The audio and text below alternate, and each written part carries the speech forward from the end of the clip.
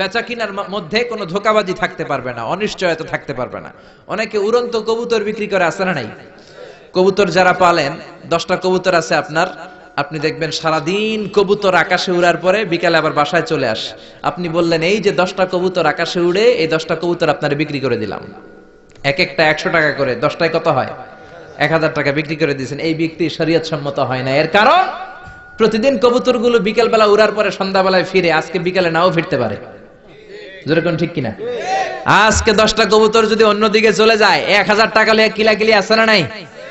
ইসলাম বলে কিলাকিলির কোনো সুযোগ নাই। কবুতরগুলো নামবে, 10টারে তুমি ধরবা, কবজ করবা, তার হাতে হ্যান্ডওভার করবা, তারপরে বিক্রি করবা। এটারে জায়েজ করে দিবে কে?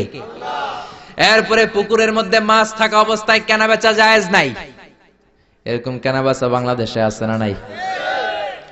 আন্দাজে মানুষে শখের বসে কিনে ফেলে, পুকুরের মধ্যে বুদবুদ করতেছে, ভাবতেছে হাজার হাজার মাছ কিনছে, 10 লক্ষ টাকা দিয়ে কিনে ফেলছে। কই মাছের পুকুর, উঠায় দেয় 20 কেজি কই আর 50 কেজি কাঁকড়া আর 70 কেজি ব্যাং, আছে না নাই? এরপরে কিলাকিলি আছে না নাই?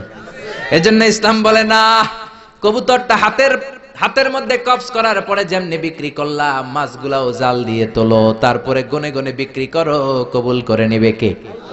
গাভীর ওলানের মধ্যে দুধ রেখে বিক্রি করা জায়েজ নাই। ওলান এত ফিলা গেছে এরকম, এটা মনে হচ্ছে যে 20 কেজি, দহন করার পরে পাওয়া গেছে 5 কেজি, এরকম আছে না নাই? কারণ এটা দুধের কারণেও ফুলতে পারে, টিউমারও ফুলতে পারে, ঠিক কিনা? এজন্য ইসলাম বলে লা গারারা ফিল ইসলাম, ইসলামে কোনো গারারা নাই, ধোঁকাবাজি নাই, আনসার্টেনটি নাই, অনিশ্চয়তার মধ্য দিয়ে, হাওয়ার মধ্যে কোনো বিজনেস নাই। আগে জিনিসটা তোমার হাতে নাও, তারপরে বিক্রি করো, কবুল করে নিবে কে?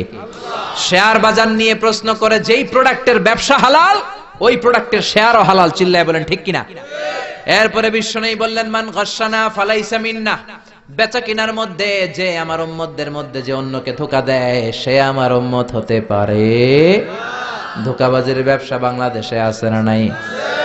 বিশ্বনবী মদিনার বাজারে গমের দোকান পরিদর্শন করতে গেলেন, যে দেখলেন গমের স্তূপ, বিশ্বনবী গমের ভেতরে হাত ঢুকায়া দিলেন। উপরে দেখা যায় শুকনা গম, ভিতরে দেখা যায় ভিজা গম। বিশ্বনবী বললেন মান গাশশানা ফালাইসা মিন্না, যে আমাদেরকে ধোঁকা দেয় সে আমাদের উম্মত নয়। The person who deceives us, he is not among us. যে আমাদেরকে ধোঁকা দেয় সে আমাদের উম্মত হতে পারে, চিল্লায় বলেন উম্মত হতে পারে। এজন্য ধোঁকাবাজি করে কোনো ব্যবসা করা যাবে? জোরে বলেন। অল্পের ভেতরেও বরকত হতে পারে, 1000 কোটি টাকার মধ্যেও বরকত নাও থাকতে পারে।